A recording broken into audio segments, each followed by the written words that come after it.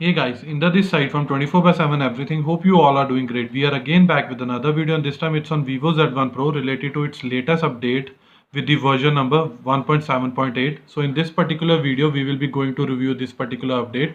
So let's begin with this.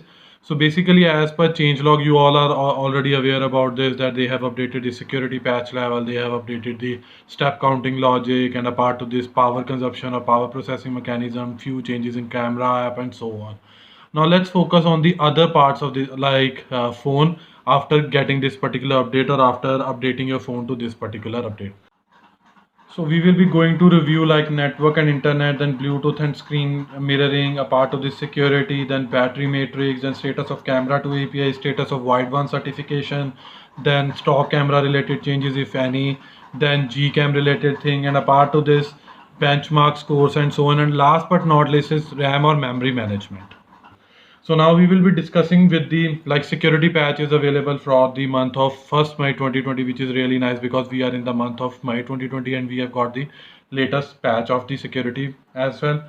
A part of this kernel version is of 4.9.112 perf. If someone wants to know how we can view that, then they just have to go to more settings and about, and afterward they can go here and they can check the kernel version. Now, apart to this, now let's discuss about from the network and internet. So basically, Wi-Fi calling is again working for Jio SIM only, not working for Airtel. Not sure when or will they ever be providing for the Wi-Fi calling for Airtel SIM in the future or not, because there are many OEM which are not having Wi-Fi calling for the Airtel SIMs. Apart to this, native video calling is still is working absolutely fine. A part of this call recorder is also working fine. So after updating this update, there is no glitch with the network and internet. If some part of this Wi-Fi connectivity, mobile internet, calls and SMS, all are working absolutely fine without any problem. From the connected devices, be it like Bluetooth or screen mirroring, they are also working fine. Like for Bluetooth, it is working fine for file transfer and even using audio via Bluetooth device, be it your wireless speakers, wireless headphones or earphones and so on. Now let's focus on the security part. From a securities part, PIN, pattern, password swipe, all are working fine. A part of this fingerprint scanner, there is no problem with this. It is also working fine. Even face lock unlock is working absolutely fine.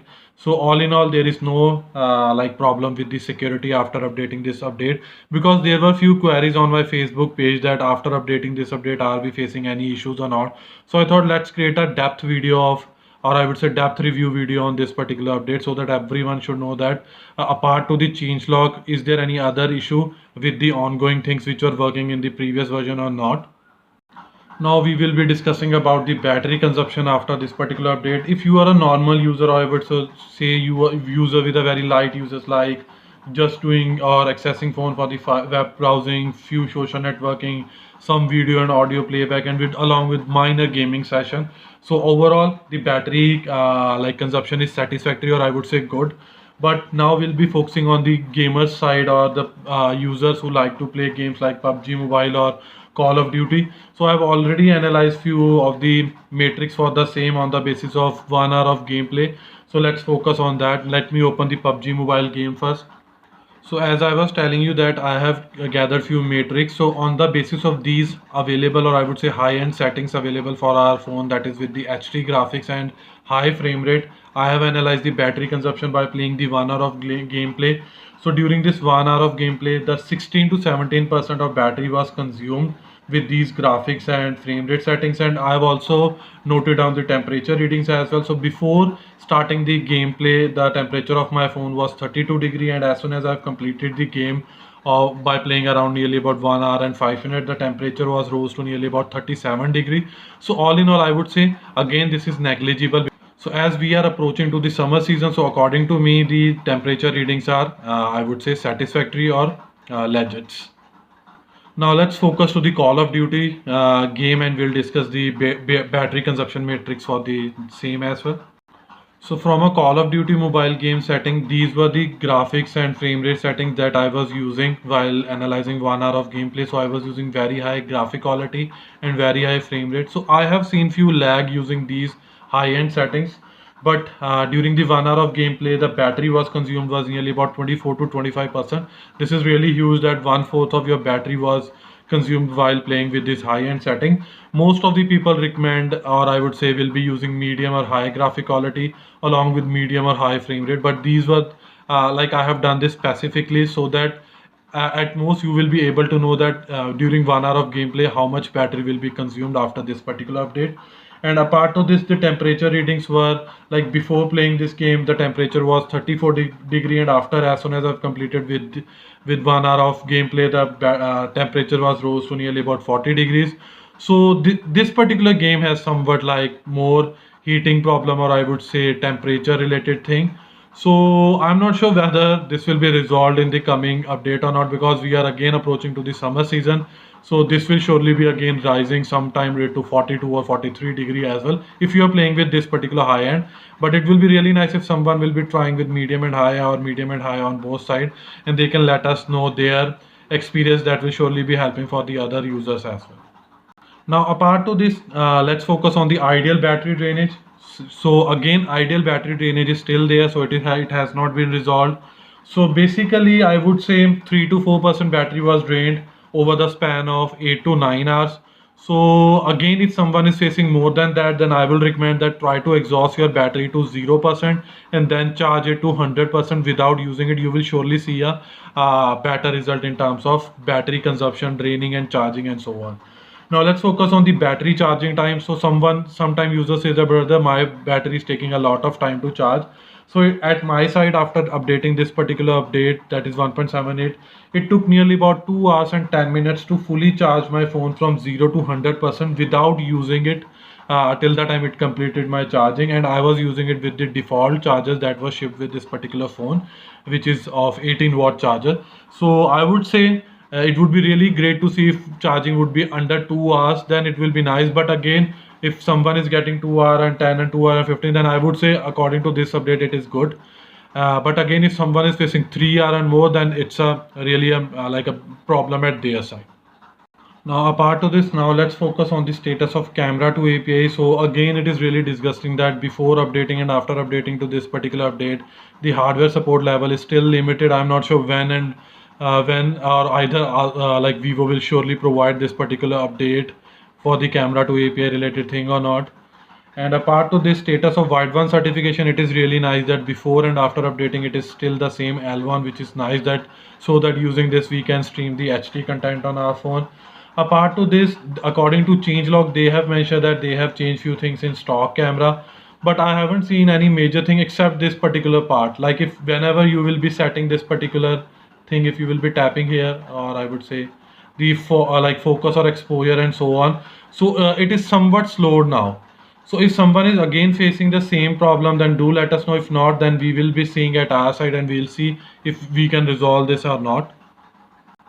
Apart to this Google camera, for this we had already created a video in the past, so we will be providing you the description in the, or I would say the URL for the same in the description box below, so that you can go over afterward and you can install it and use it, and you can provide your valuable feedback for the same.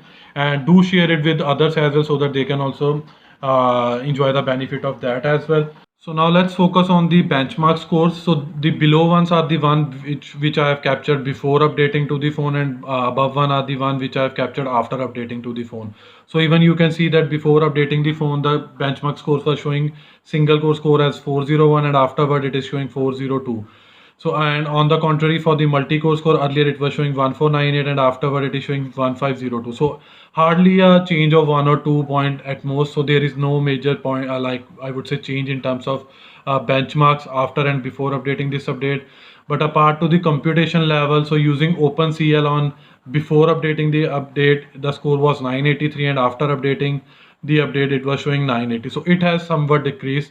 Apart to this, using Vulkan API before updating this update, the score was 782, but after updating this update on my phone, the scores were 807. So again, I never prefer these score, but few users do ask that brother, which are like what are the benchmark scores after updating this phone and so on.